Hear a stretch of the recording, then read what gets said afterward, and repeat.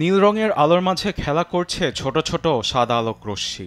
এরই মাঝে আইস স্কেট করছে শত শত মানুষ। কাচ ঘেরা বলটিতে প্রতিফলন ঘটছে আলোসহ মানুষের প্রতিচ্ছবি।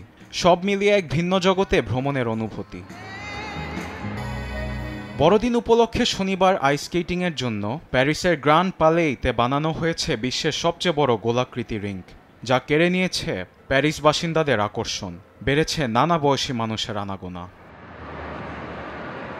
যারা আইস স্কেটিংয়ে পারদর্শী তাদের কাছে এটি যেন স্বর্গরাজ্য। বিভিন্ন ধরনের কলাকৌশল দেখিয়ে দর্শকদের করছেন মুগ্ধ। আমি 5 বছর বয়স থেকে স্কেটিং শুরু করি। প্যারিসে আসার আগ থেকে এটি পেশা হিসেবে বেছে নিয়েছিলাম।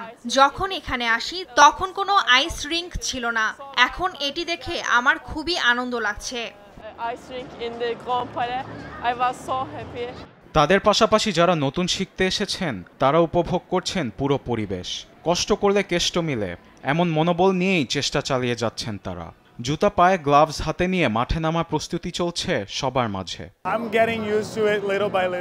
শুরুতে কঠিন লাগলেও আমরা ধীরে ধীরে অভ্যস্ত হতে চলছি।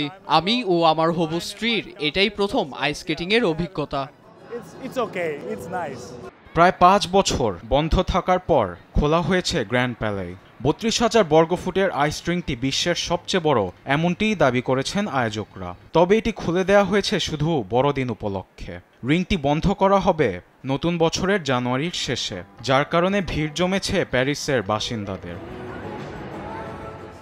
আরবেদ আফসার, নিউজ ডেস্ক, দেশ টিভি।